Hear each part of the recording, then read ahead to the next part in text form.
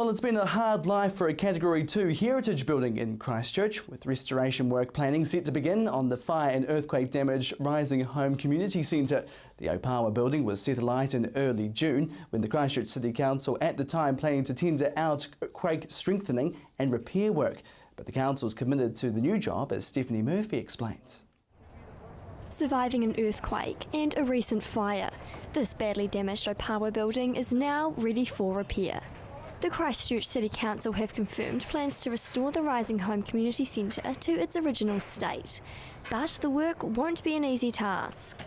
The fire has basically come in through the upper levels. It's destroyed the roof and ceilings, it's taken down a lot of the walls. Early last month, this over 150-year-old heritage building was the victim of arson, with 6 fire trucks battling the blaze.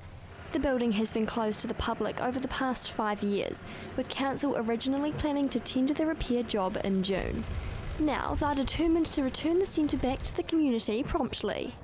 We've already met with insurers, they've accepted our claim, we've put a working party together with all the consenting people involved. The building is insured for $5 million, currently being wrapped to protect the Rising Home structure from the elements. As for a completion date, we're aiming for as soon as possible, and I'm going as fast as possible. But work on the ground is set to begin early next year. Stephanie Murphy, CTV News. When thinking of electric cars, most will see futuristic vehicles with all the latest powered equipment. However, it's not the case for a Christchurch electric car enthusiast taking his 1988 petrol-powered BMW and switching to a more sustainable fuel. Stephanie Murphy went along for a look. Taking DIY to another level, Antsfield took this old BMW E30, converting it to his very own electric car.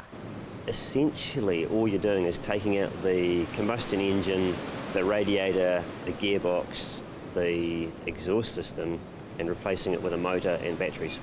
With fossil fuels contributing to increased greenhouse gas emissions, for Ants, going electric was an easy decision. There's no pistons, there's no camshafts, there's no cam belts, there's no clutches, there's no oil changes.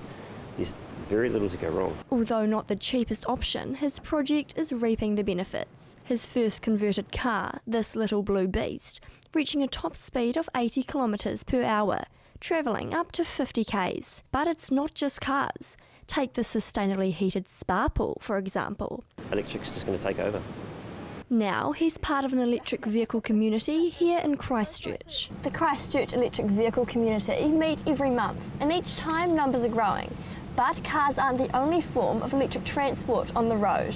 I love electric bikes. Electric bikes are about 10 times cheaper to run than electric cars. With electric vehicles on Christchurch roads rising from 60 to over 1,500 in 6 years, Cantabrians are slowly making the switch. I don't miss starting up a car, is it going to start? I don't miss going to petrol stations. I don't miss paying mechanics lots of money. If you're not keen on a DIY conversion, there's 8 electric vehicle models available in New Zealand. The cheapest, roughly $40,000. But for now, there's still a long road to travel getting people thinking electric. Stephanie Murphy, CTV News. A Christchurch business is fed up with people dumping rubbish outside their address.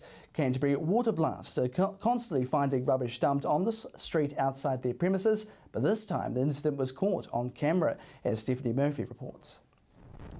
They've had enough of this rubbish. A far too familiar scene outside Canterbury Water Blast. It happens at least weekly.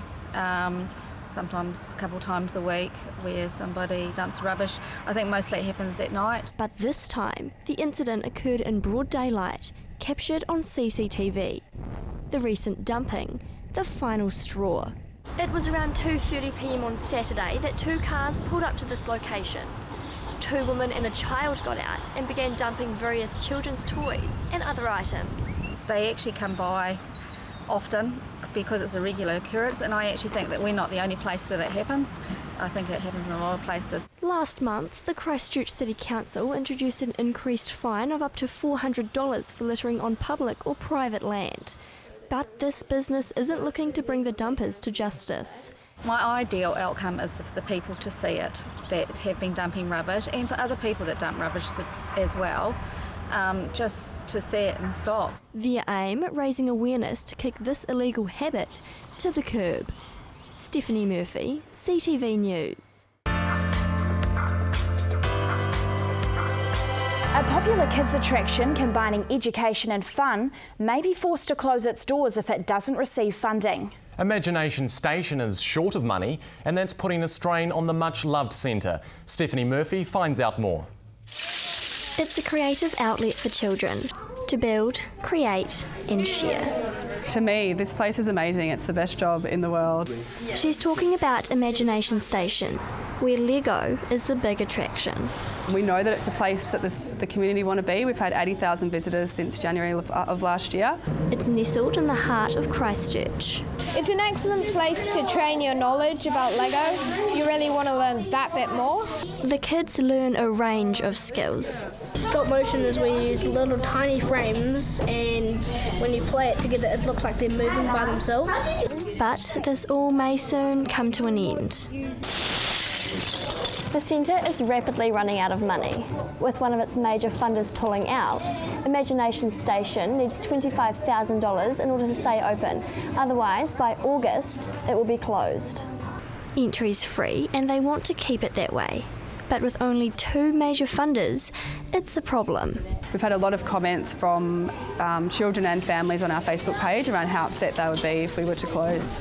The kids agree. It would just be horrible, and it would be so sad to just see all the work that they've done shut down. Imagination Station has already raised around $5,000 and has a fundraising day planned. But staff are concerned because all attempts to get a new backer have so far failed. I would be shattered. Like this place just means so much to so many people, and we see so many happy people here every day. Like, I think it would just be a huge loss. I'd be really upset if we closed. Fun and games now, but if the centre can't find the money, it could be closed by August. Stephanie Murphy, Metro News.